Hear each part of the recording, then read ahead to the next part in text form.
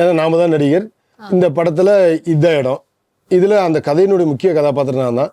மற்ற கதாபாத்திரம் எங்களுடைய கூத்துப்பட்ட நடிகர்களும், நேஷனல் ஸ்கூல் ஆஃப் ட்ராமா அதில் நடிகர்களும், மற்ற தேட்டர் ஆர்டிஸ்ட் அந்த மாதிரி தான் போட்டோம். படம் முடிக்கணும் இல்லைங்க. ஏன்னா வேறு நடிகர்லாம் போட்டு முதல்ல அந்த இடத்துக்கு வரமாட்டாங்க, அவ்வளோ நாள் தங்கியிருக்க மாட்டாங்க. குடிசையில் தங்கியிருக்குன்னா யாருமே தங்குவாங்க? அங்கேயே சமைச்சு சாப்பிட்டு எல்லாம் பண்ணிட்டு அதில் எல்லா ஏற்பாடும் பண்ணியிருந்தோம், வசதிகள் பண்ணியிருந்தோம். இதனால் அங்கேயே வந்து தங்கியிருந்துக்கு பெரிய நடிகர்கள் வரமாட்டாங்க. நம்ம போட்ட திட்டம் மாறிடும், பணங்கள் பத்தாம் போது ஏதோ ஒன்று. இந்த முதல் பிறகு இப்போ வந்து ரிலீஸ் வரலும் கொண்டாந்து கஷ்டப்பட்டு சேர்த்திருக்குன்னா அதுக்கு அந்த நம்ம திட்டத்துக்குள்ளே எப்படின்னு முடிவு பண்ணுதான். அது இல்லாமல் அந்த கதைக்கான தேவையான நடிகர்கள் ஒவ்வொன்றும் தேர்வு பண்ணோம். நான் அந்த கூத்துப்பற்றையும் மற்ற வெளி நாடக இதுலேயே பயணித்ததுனால கிட்டத்தட்ட இந்தியா பூரா இருக்கிற நடிகர்லாம் தெரியும். ஆனால் இது கொஞ்சம் தமிழ் சார்ந்த நடிகர்கள் நவீன நாடக குழுவிலிருந்து எல்லாம் வர சொல்லியிருந்தோம். வெள்ளக்குதிரை திரைப்படத்தினுடைய producer and actor Harish Ori sir தான் நம்ம கூட இருக்காங்க. வணக்கம் சார். வணக்கம், நல்லா இருக்கேன். Okay, super. வெள்ளக்குதிரை அப்படின்ற ஒரு படம் ட்ரெய்லர் பார்த்தேன், ரொம்பவே ப்ராமிசிங்கான ஒரு ட்ரெய்லரா இருக்கு. இந்த படத்தை நீங்க ப்ரொடியூஸ் பண்ணிருக்கீங்க, இதுல நடிச்சிருக்கீங்க. ப்ரொடியூஸ் பண்றதுக்கான ரீசன் என்ன சார்? இந்த கதையை வந்து நீங்க இந்த கதையை சூஸ் பண்ணி ப்ரொடியூஸ் பண்ணுறதுக்கான ரீசன் சொல்லுங்க. என்னுடைய பேர் வந்து முழுமையா ஹரிஷ் ஓரி. ப்ரொடியூஸ் பண்ணுறது காரணம் என்னன்னா, நான் கூத்துப்பட்டில் இருந்தேன். கூத்துப்பட்டில் முழுமையாக நடிகருக்கான முயற்சியில் முழுமையாக இருந்தேன். 13 வருஷம் அங்கே இருந்தோம். அப்போ தான் இயக்குனர் தம்பி வந்து ஒரு குறும்படம் பண்ணோம், பழங்காடுன்னு சொல்லி பண்ணோம். அது வந்து நல்லா வந்திருக்கு, அதுலேயும் நல்லா பாராட்டுகள்லாம் பெற்றது. அடுத்து நான் 13 வருஷம் பயணத்தில் போயிட்டு இருக்கும்போது மறுபடியும் படம் பண்ணலாம், என்னது ஒரு நல்ல படம் பண்ணலான்னு சொல்லி இருக்கும்போது எப்படி பண்ணலாம் என்னது அதுமாதிரி என்னோடய ஃப்ரெண்ட்ஸு வட்டாரத்தில் சேர்ந்துட்டு, ஏன்னா அவங்களாம் வந்து கூட இருந்து தயாரிப்பு நிர்வாகத்தை பார்த்து இதெல்லாம் பண்ண மாட்டாங்க. நான் தான் கதையினுடைய ஹீரோ. தம்பிகிட்ட ஒரு நாட்டெலாம் கேட்டோம், ஒரு 3-4 நாட்டு சொன்னாங்க. எந்த நாட்டை நீங்கள் எடுத்துக்கலாம், ஆனால் இடமும் அங்கே இருக்க இது மக்களுடைய இது பயன்படுத்தலாம் அப்படின்னு சொல்லிட்டு நம்ம ஒரு 3-4 முறை அந்த இடத்துக்கு போனோம். போய் பார்த்த பிறகு அதில் ஒரு நாட்டை எடுத்துகிட்டு தான் அது அங்கேயோ தம்பி சரண்ராஜ் செந்தில்குமார் இயக்குனர் அங்கேயே இருந்து தங்கி ஒரு 4 முறை போனோம். அதில் ஒரு முறை வந்து தங்கி இருந்து ஸ்கிரிப்ட் பண்ணாங்க. பண்ண பிறகு என்னோடய நண்பர்லாம் சேர்ந்து தான் அந்த ப்ரொடக்ஷனுக்காக, ஏன்னா நான் தான் இருக்கிறல முழுமையாக, அதனால் தவறுக்கு வாய்ப்பு இல்லைன்னு சொல்லிட்டு நானே முழுமையாக பண்ணினேன். அவங்க அதே இதிலே போகட்டும், உங்களுடைய பேர்லேயே முழுமையாக தயாரிப்பு பண்ணுன்னு சொல்லி சொன்னாங்க. என்னுடைய முழுமையான ஈடுபாடு எல்லாமே நடிப்பு நோக்கி தான் இருக்குன்னு வச்சிங்களேன். நடிப்பு நோக்கி தான் கூத்துப்பட்டையில் இருந்தோம். எல்லாம் அந்த விதார்த்துலேருந்து விஜய் சேதுபதிலேருந்து குரு சோமசுந்தரம் எல்லாம் நாசரன் எல்லாமே நமக்கு பழக்கம். இது எனக்கு கூத்துப்பட்டையில் இங்கே சாமி, கடவுள், தெய்வம், ஆண்டவர், இறைவன் இப்படிலாம் சொல்லுவாங்களே, எல்லாம் எங்கள் பத்மஸ்ரீ நான் முத்துசாமி ஐயா தான் எனக்கு எல்லாமே. அவனுடைய வழிகாட்டுதல் பேர்லாம் அடுத்தடுத்து நடிகனுக்கான முயற்சி பண்ணோம். அதுக்கான முயற்சி தேடல உதவியாக இருந்தது இந்த தயாரிப்பு.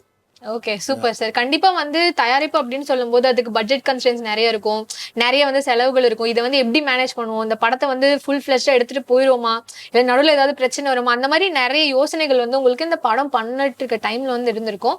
அந்த ஒரு சேலஞ்ச் நீங்க எப்படி சார் ஃபேஸ் பண்ணீங்க? இல்லை, திட்டமிடல எதுக்கு இருந்தால் சேலஞ்சே இல்லைங்க.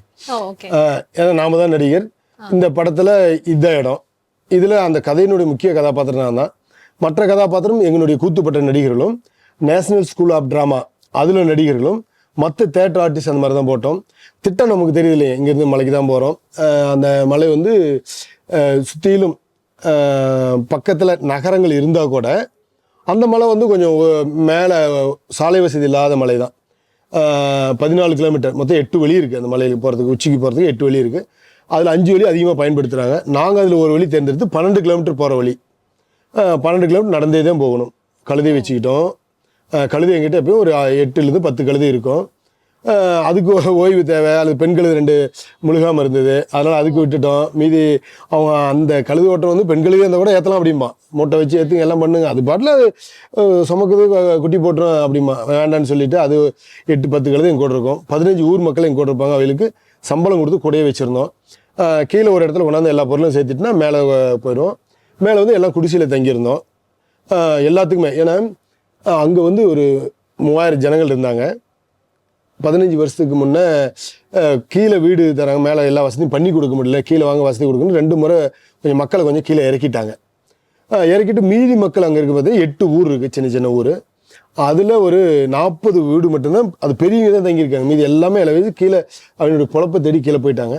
அந்த பெரியவங்க பார்த்தீங்கன்னா 250 பேர் இருக்காங்க. ஷூட்டிங் டைமில் ஒரு 10-20 பேர் மேலே வந்தாங்க, அவ்வளோதான். நாங்கள் வர சொல்லி வந்தாங்க. மீதி இந்த 250 பேரை வச்சு தான் எங்களுக்கான க்ரௌடு சீனு, பஞ்சாயத்து சீனு, மற்ற எல்லாமே பண்ணணும்.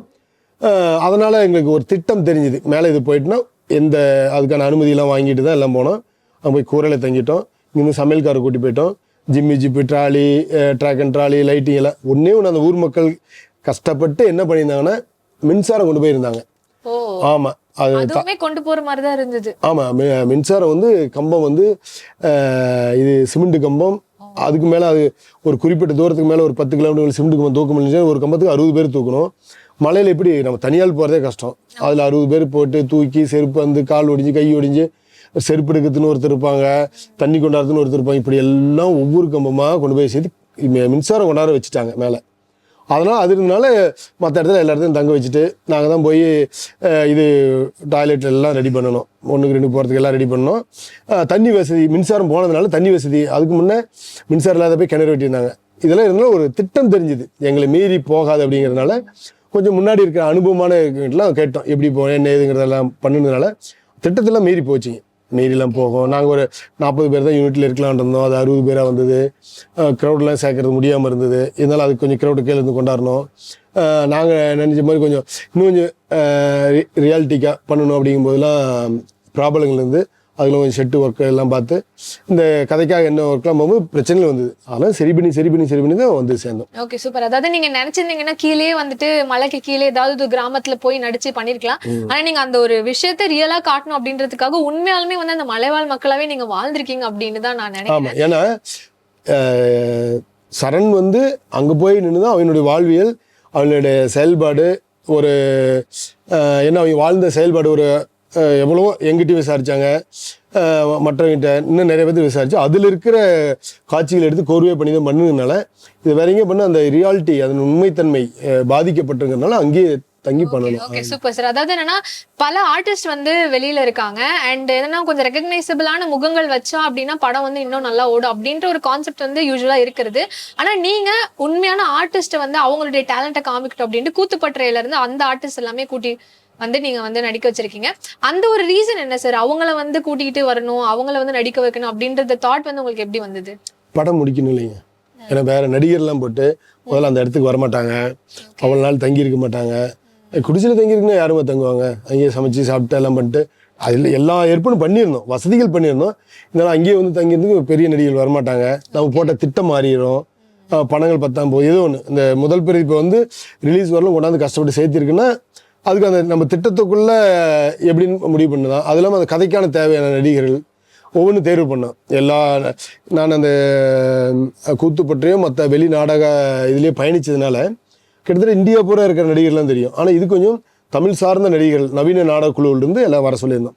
மாடர்ன் தேட்டர்னு சொல்லுவோம்ல, அதுலேருந்து எல்லாம் வர சொல்லியிருந்தோம். ஒவ்வொரு கேரக்டருக்கும் 3 பேர் எல்லாம் வந்து ஆடிஷன் பண்ணோம், தேர்ந்தெடுத்தோம். அது ஒரு 6 மாதம் ப்ராசஸ் போச்சு. கதையெல்லாம் ரெடி பண்ணிட்டு எல்லாம் பண்ண பிறகு ஒவ்வொரு நடிகர்களுக்கும் 3 பேர் 4 பேரை செலக்ட் பண்ணி வச்சுட்டு இந்த தேதியில் யார் அந்த ஆடிஷனில் யார் இன்னும் பர்டிகுலராக சரியாக பண்ணுவாங்கன்னு சொல்லிட்டு அவங்களும் தேர்ந்தெடுத்து அந்த மாதிரி பண்ணோம். எல்லாமே கிட்டத்தட்ட பயிற்சி எடுத்தது தான். பயிற்சினா கொஞ்சம் நஞ்சம் இல்லை. பார்த்து NST national school of drama Delhi, அதில் பயின்றவங்க ஒரு 6 பேர், கூத்துப்பட்டையிலேருந்து 4 பேர், மற்ற பாடணும் வேறு இருக்கிற அந்த இது தேட்டர் ஆர்டிஸ்ட் ஒரு 5 பேர், 14 பேர். அப்புறம் அந்த ஊர்லேருந்து நிறைய பேர்த்த செலக்ட் பண்ணோம்.